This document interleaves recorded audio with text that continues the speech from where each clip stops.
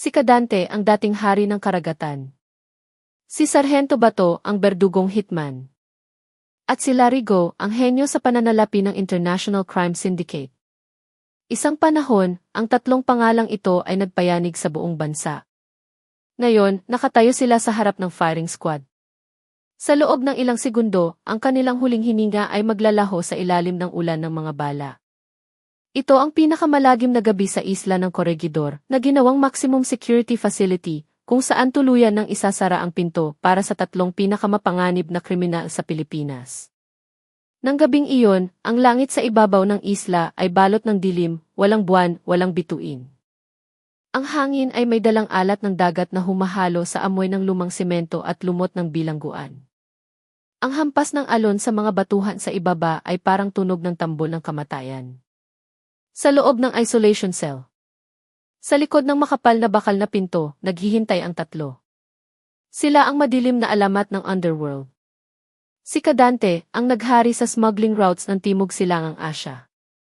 Si Sargento Bato, dating miyembro ng Scout Rangers na tumawid sa kabila at naging bayarang mamamatay tao.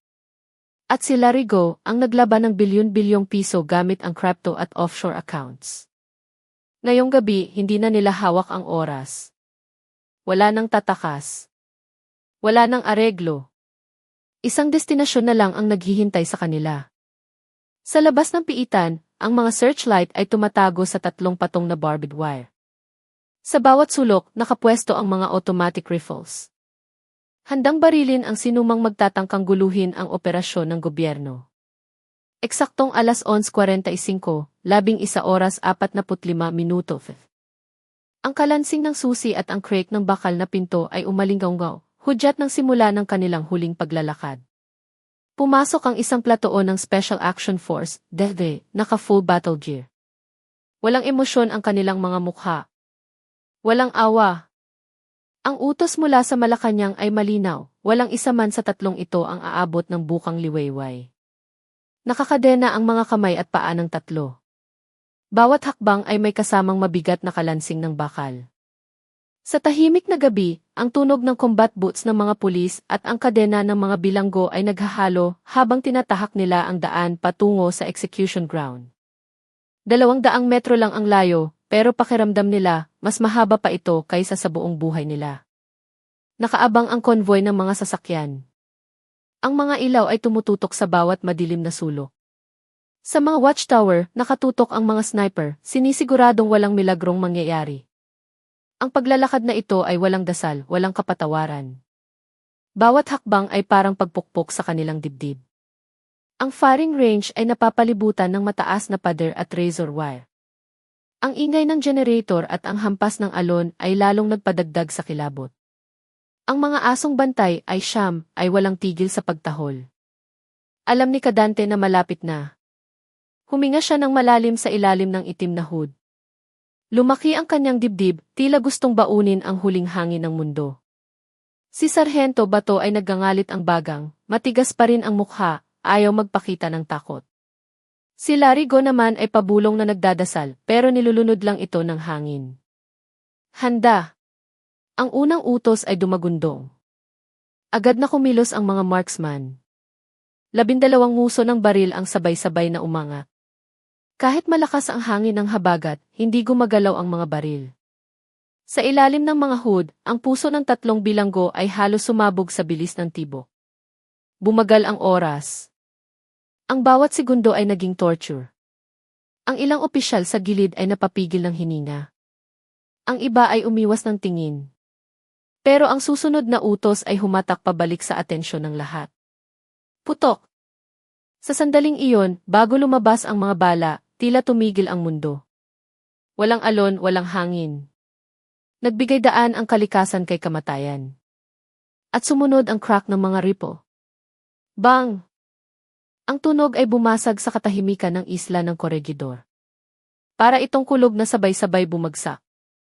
Tumalsik ang katawan ni Cadante, Sargento Bato at Larigo. Pero dahil nakatali sila sa poste, wala silang mapagbagsakan. Mula sa mga target sa kanilang dibdib, bumulwak ang dugo, gumuhit ng pulang linya sa kanilang kulay kahel na uniforme. Sa ilalim ng itim na hood, ang huling hininga nila ay lumabas na parang ihip ng hangin. Tapos na. Ang amoy ng pulbura at lansa ng dugo ay agad na sumama sa hangin. Dahil sa lakas ng putok, umalot-ot ang alikabok sa paligid ng poste, bago dahan-dahang bumaba na parang kumot ng kamatayan. Muling narinig ang hampas ng alon. Parang isang kanta ng pamamaalam para sa mga kaluluwang papunta na sa impyerno. Mula sa likuran, kumilos ang medical team. 2 doktor ang lumapit, may dalang penlight at stethoscope. Ito ang huling tungkulin, siguraduhing wala ng pulso ang gabi. Tahimik ang lahat. Ang 3 katawan ay nakayuko na sa pagkakatali. Wala ng buhay. Lumapit ang doktor na nakaitim na jacket. Hinawakan niya ang pulso ni Kadante. Sanay ang kamay niya, pero malamig ang mata. Wala na, maikli niyang sabi. Isang opisyal naman ang sumilip sa mata ni Sargento Bato gamit ang penlight. Hindi na gumagalaw ang pupil.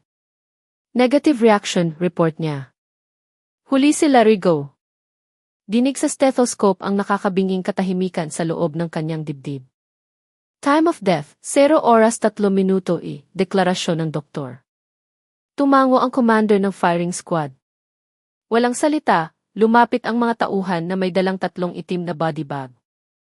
Ang tunog ng zipper na binubuksan ay napakalakas sa gitna ng katahimikan. Isa-isang kinalagan si Kadante, Sargento Bato at Larigo. Ibinagsak sila sa malamig na body bag. Tumutulo pa rin ang dugo sa lupa, isang monstang hindi na mabubura sa islang ito. Nang isara ang zipper, ang tunog nito ay parang pagsasara ng libro ng kanilang buhay. Walang dasal.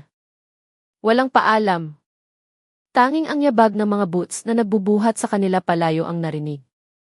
Kinabukasan, balot ng hamog ang isla. Amoy pulbura pa rin. Mabilis na kumalat ang balita sa buong Pilipinas. Sa GCC at social media, pinapakita ang mga mugshot nila. Hati ang opinyon ng bayan. May nagsasabing kibuti nga, may nagsasabing masyadong marahas. Sa loob ng bilibid at iba pang kulungan, tahimik ang mga preso.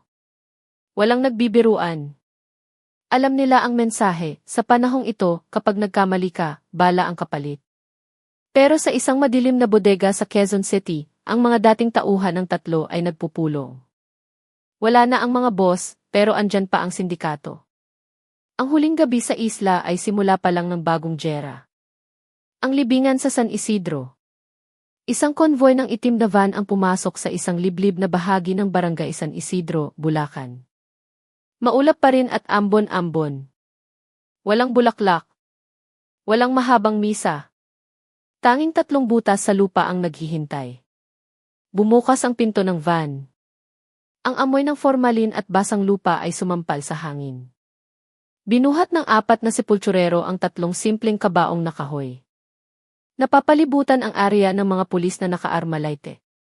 Ang mga daliri nila ay nasa trigger guard.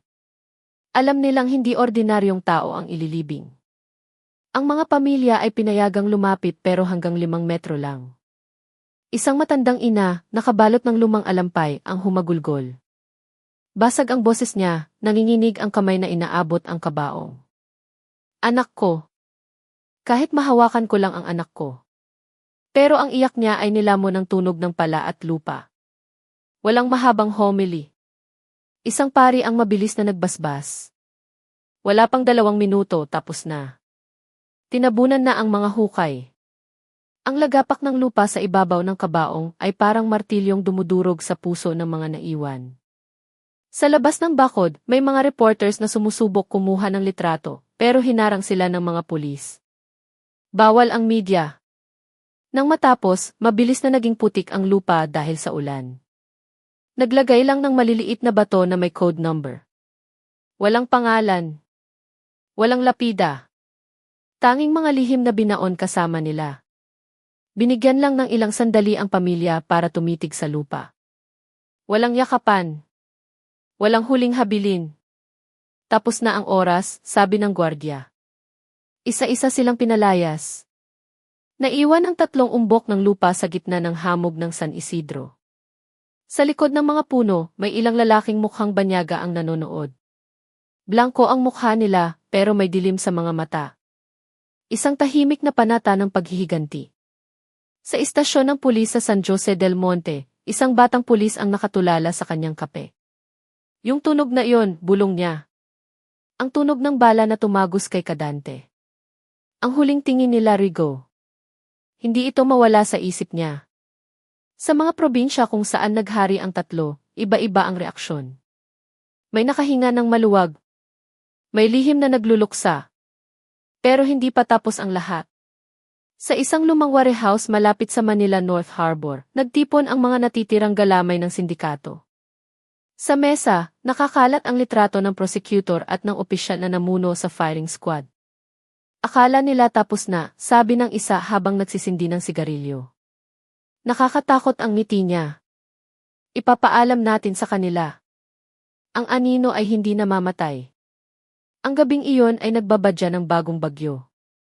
Sa karagatan malapit sa isla, ang mga pating ay nag-aabang na. Alam nila ang may mga bagong bangkay na darating.